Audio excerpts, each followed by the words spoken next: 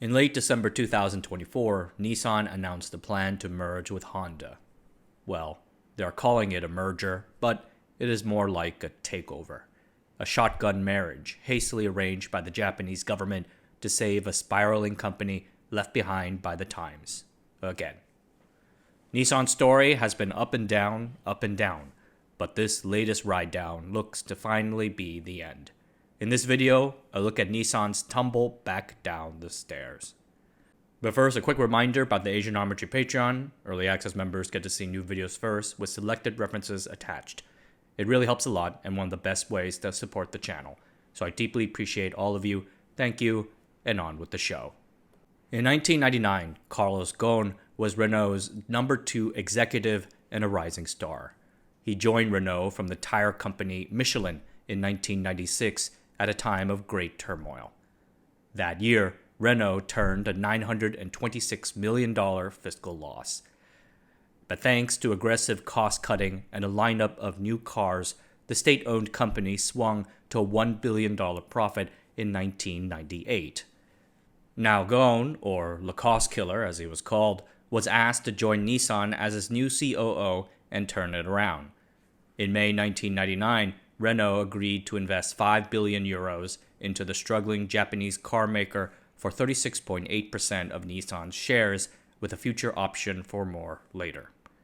Years of excessive global expansion, foreign assimilation, and lackadaisical management had left Nissan with uneconomical factories, just 53% utilization, a crappy lineup, just 4 lines out of 40 plus were profitable, and unproductive workers. The move was met with great skepticism.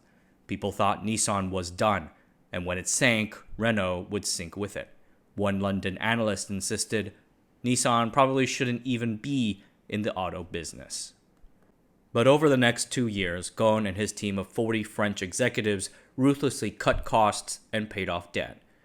Many of these changes broke the norms of how Nissan previously did business, but can be justified on the basis of a financial crisis. First, the Renault team simplified the company's complicated portfolio of cross-stock holdings. Nissan was holding the stocks of 1,300 companies just because they were part of the same business family, or keiretsu. Second, the team halved the company's sprawling web of suppliers. Many had been charging Nissan inflated prices, again just because they were family. Relationship managers were assigned to get the best price, family or not. Such efforts have real benefits and yielded at least $2.25 billion in savings. Third, the Renault team shook up the employee incentive structure. Ghosn broke norms by elevating various younger people over peers who would have otherwise received those positions on the basis of seniority. And finally, and perhaps most appallingly from a Japanese cultural perspective, his Nissan revival plan cuts 21,000 jobs through attrition and shuts down 5 factories. Such a thing, routine in the United States, was vexing to the Japanese. Yet it can be argued that cuts were needed to shake off the cruft. For instance, Nissan appointed many former senior managers to be advisors or coordinators, ghost jobs with no operational authority but often hindered progress. Those were gone. As a carrot to soothe wounded egos, Ghosn plays to Nissan's greatest hits by bringing back classic cars like the Z Series and the GT-R. Moreover, nobody in Japan could deny the financial results. In 2002, Nissan returned to profitability ahead of schedule. Ghosn's success and unique background brought him fame beyond that of the business world. He was lauded by his peers, named Industry Leader of the Year by Automotive News for 3 straight years. The Japanese even famously made a manga about him. And other car makers wanted him to come save them too. In the 2000s, Ford and General Motors fell into crisis, and the government had to issue emergency loans to 2 of them. Steve Ratner, appointed by the US government to be its point man, the so-called car czar, tried to recruit Ghosn to run General Motors. Imagine how Ghosn's star would have risen even further had that happened. But he turned it down. In 2002, Renault raised its stake in Nissan to 43%, and Nissan acquired a 15% stake in Renault, though without the equivalent voting capacity. 3 years later, in 2005, Ghosn became Renault's CEO without needing to step down from his current position at Nissan. Things at Nissan were looking good. They hit their 2002 three-year plan's goals by selling 1 million more cars per year by 2005, while maintaining strong operating margins of 10%. Such good performance was lifted by a good US market, lots of Pathfinder SUVs and Ultima passenger cars. At a press conference, Ghosn declared Nissan's recovery from crisis complete. Yet, he had apparently felt that there was more work to be done at the combined companies to grow them further. He immediately declared another three-year plan, the Value Up, to add yet another 1 million cars in annual sales. Core to Ghosn's growth strategy was tapping the booming Chinese automotive market.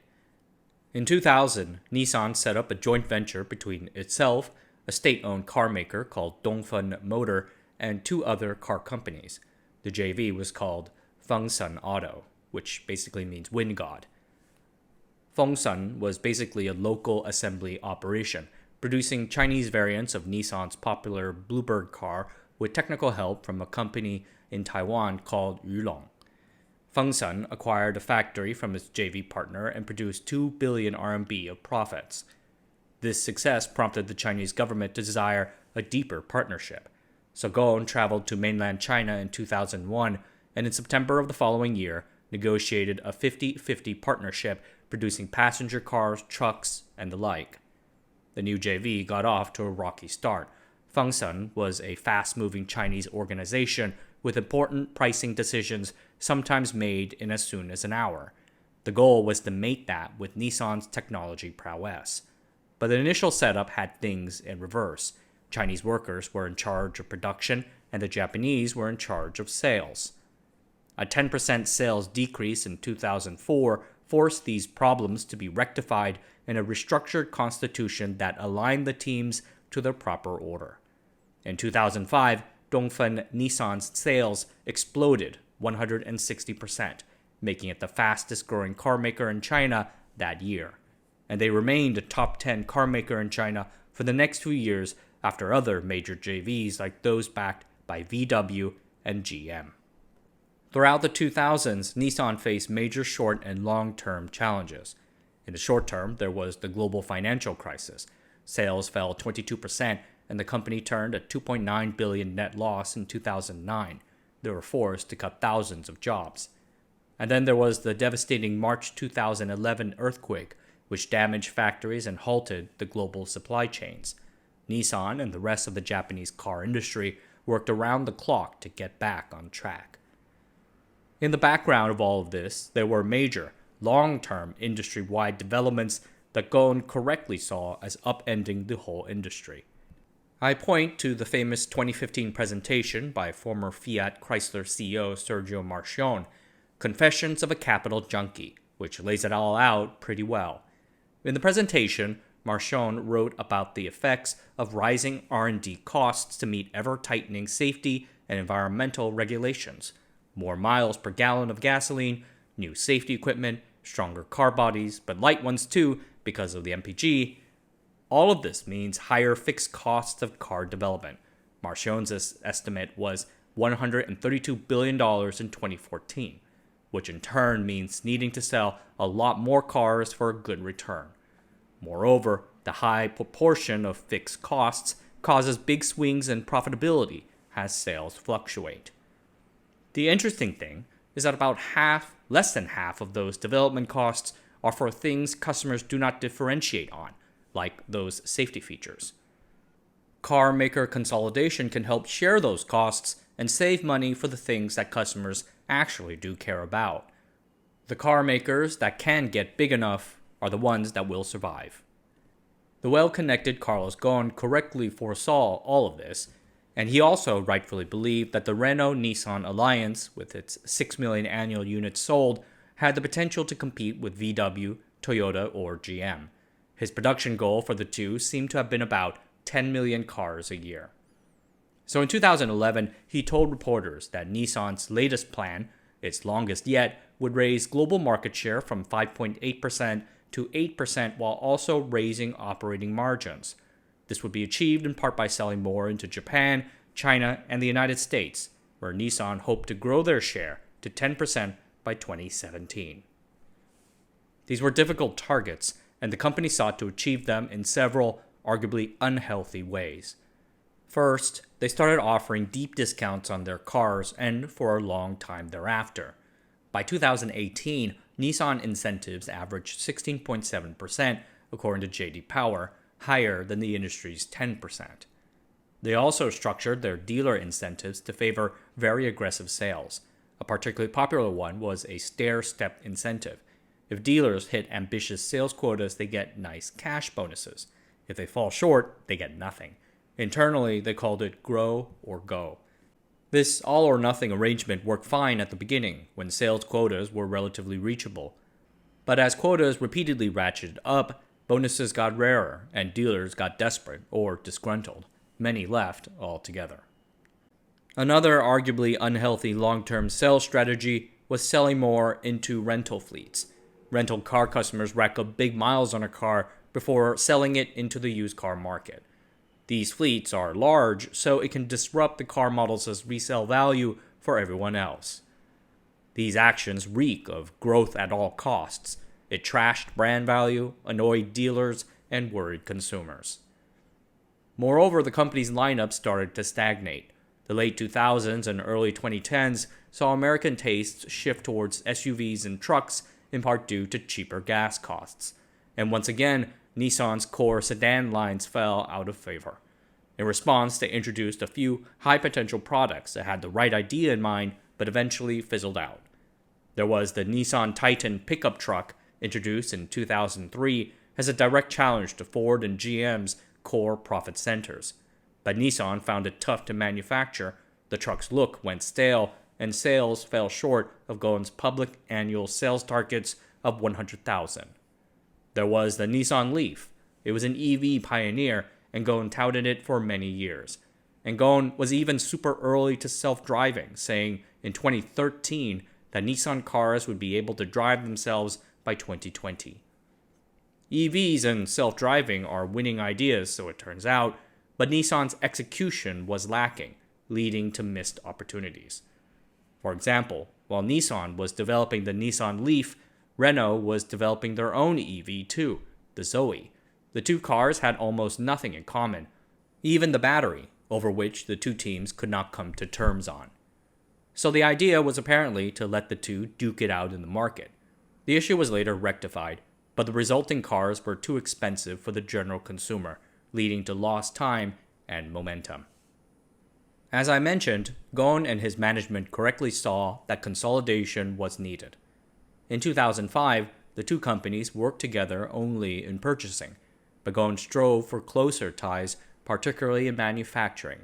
In 2008, for instance, the two companies worked together hand in hand to build a plant in India. Now, in the wake of the 2011 announcement, he pushed his engineers to work even more closely. Ghosn cut individual budgets to force them to collaborate and named managers with responsibilities in both companies. He also wanted 70% of the alliance's cars made from one of three platforms by 2020: compacts, minivans, and mid-sized vehicles. This was called the Renault-Nissan Common Module Family, which enabled cars like the successful Nissan Rogue compact SUV. But attempts like these ran into troubles, touching the simmering cultural and geopolitical tensions inside the alliance. Car engineers bristle at these sort of things. Can't blame them for it. It sort of feels soulless.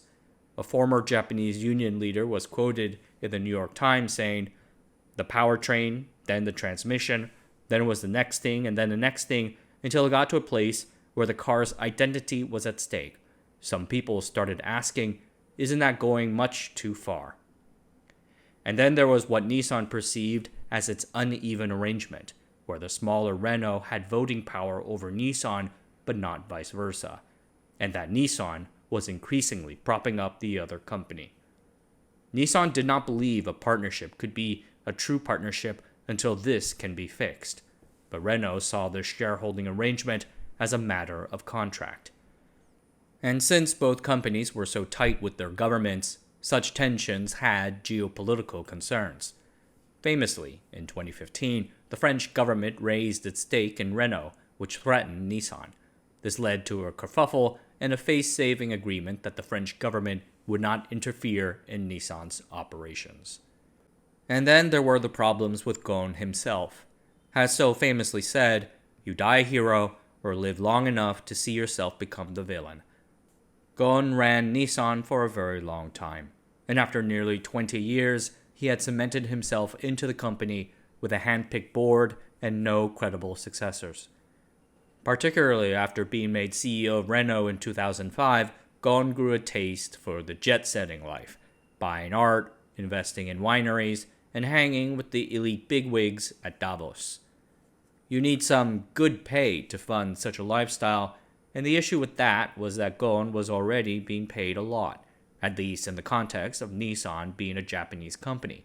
In 2010, he was reported to have made $9.6 million in cash and stock. Just to compare, the next highest paid Nissan executive that year made $2.2 million, and Akio Toyoda, Toyota's chairman, made just $1.4 million, a salary about as good as a decent AI researcher, so it turns out. Though definitely true, he is part of the founding family. Even Howard Stringer, the Welsh-American CEO of Sony, made just $4.5 million that year, which, to be clear, is life-changing money for anyone, including me, unless, of course, you're the type to rent out Versailles for your wedding. Ghosn's pay disputes, his perhaps overstayed tenure, his lifestyle, and the tensions over a forced merger eventually led to his downfall. The proximate cause behind the whole fiasco was the discovery by internal auditors that residences in Lebanon and Brazil had been purchased by Nissan for Ghosn's personal use. Unusually, the internal team that discovered these went straight to law enforcement to discuss them. Nissan's board was not informed and didn't know about this until the news broke. In November 2018, Carlos Ghosn, a top deputy, was lured to Japan on the pretense of a high-level meeting. Then he was arrested, stripped of his positions, and charged with underreporting his income by some 5 billion yen over 5 years. Several other charges were later added. Ghosn claimed innocence and was eventually released on bail. A year later, he flees Japan to Lebanon in a daring escape, where he was apparently hidden inside a musical equipment box. He settled in Lebanon, claiming that he was fleeing a rigged justice system. Unfortunately, the 2 Americans who helped smuggle him out of the country were arrested in the US, extradited to Japan, and jailed for 1 to 2 years. They claimed that Ghosn had misled them. The SEC alleged that Ghosn and his team at Nissan worked to raise his compensation by up to $140 million and conceal that fact. All 3 settled and paid nominal fines in 2019 to settle the allegations. Good times all around. As I mentioned, Ghosn was a critical connector within the company, and his abrupt departure threw things into a loop. Even more so when his immediate successor as Nissan CEO, Hiroto Saikawa, then had to resign when it came out that he himself had violated internal rules about his stock pay. From 2019 to 2021, Nissan struggled to regain itself after the excesses of the Ghosn era amidst a pandemic. They cut more jobs, closed a few more factories abroad, dialed down the incentives and fleet sales, and they reset their relations with their dealers. For that, they took a sizable loss of revenue, though that has since come back. Another major reset Nissan wanted was to reset its unequal shareholding relationship with Renault. Such a deal took a while, failed all over with toxicity, leaks to the press, massive internal infighting, and tangled ties to disentangle. The final deal was sealed in 2023 after Nissan forced out its COO and 2 of its directors, which stridently objected to the deal. This deal trimmed Renault's stake in Nissan to 15% by selling some shares and putting others into a trust. Nissan gained voting rights for the 15% that it held in Renault. And in exchange, Nissan will buy into Renault's new EV division Ampere. This thing is complicated. And I haven't even mentioned Mitsubishi Motors up until now. That awkward third child bolted on in 2016 after a major emissions scandal. They've been hanging around ever since, part of the alliance, but their future cloudy. At the announcement, Nissan CEO Makoto Uchida said, "This alliance has gone through a lot, but the past is the past. We had to debate about the future. For me, China was a wake-up call, and we also face a massive challenge in terms of rolling out electric vehicles in the United States." Speaking of which, I don't think anyone could have anticipated that the Chinese EV natives would come up as fast and aggressively as they did. These Chinese EV companies develop, make, and sell cars like as if they are consumer electronics. Fueled by a powerful EV ecosystem and a titanic domestic market that allowed for true economies of scale, these Chinese EV companies can produce incredible products at hyper speed. I think the example of Xiaomi's entrance into the EV market perfectly illustrates this. What does a company more known for phones know about the joy of driving, purists might ask? Yet just 3 years after declaring their entrance into the market in 2021, Xiaomi has brought out some amazing cars. Xiaomi's car puts together scaled components pioneered by BYD, Huawei, and Cato to get the performance, and in so many colors, and then to achieve customer differentiation, they put their Hyper OS operating system into the car. This lets them integrate the car into their ecosystem, which already includes things as varied as blenders, microphones, humidifiers, and projectors. Xiaomi claims that their SU7 SUV seamlessly connects with 1,000 different gadgets. It also somewhat justifies Xiaomi's selling the car at below cost. The Chinese EV industry spits fire like none other, and it is one of the most formidable class of tech products to ever emerge from anywhere. The old guard Chinese internal combustion engine joint ventures like Dongfeng Nissan got rolled as they struggled to keep up. In 2023, Nissan's Chinese sales fell some 30%. Similar declines are projected for 2024. The utilization at their 7 factories in China is said to be 50%. China makes up a third of Nissan's sales. It's basically their top market. And while this is not a Nissan-specific thing, Honda and Toyota are fighting hard there too, and certainly does not help that senior management at Nissan was tousling with itself and Renault on a share deal as it happened, fiddling while Rome burns. And now the management chaos will presumably go on for years as merger talks with Honda go forth. Before we conclude, I want to thank the user known as Vyetic for inspiring this video, though it came out way later than I thought it would. The news have been pretty clear that the Honda-Nissan talks were initiated when word got out that the Taiwanese giant Foxconn was sniffing around Renault or those trust banks thinking about buying into Nissan. Foxconn has been chasing the EV industry for a while, looking to enable a client to break into the US and the rest of the world. They tried Lordstown and Fisker with little effect. Nissan would be the ultimate play. And I reckon Foxconn can make a good EV. They helped on the Luxgen N7 SUV, and I find it a fine automobile. The issue is that Foxconn hasn't had the best time running sharp, and Nissan is one of Japan Inc.'s crown jewels. Thus, the abrupt tie-up with Honda. But Honda is not super stoked about dealing with Nissan's problems, which include an aging lineup and a lopsided cost situation where Japan accounts for less than 20% of car production, but almost half of the workforce. Infamously, Honda's CEO was asked at the press conference why Nissan would make a good business partner for Honda, and he said, "That's a difficult one." Honda wants Nissan to triple its profit by 2026 to pass a test for the merger to continue, putting the onus on Nissan to try and save itself. But if they can do that, then why merge? Anyway, the whole thing is a raging dumpster fire. I think there's a decent chance the merger happens. After that, who knows? Whether it happens or doesn't happen, in either case, the end of Nissan as an independent entity approaches. Alright everyone, that's it for tonight. Thanks for watching. Subscribe to the channel, sign up for the newsletter, and I'll see you guys next time.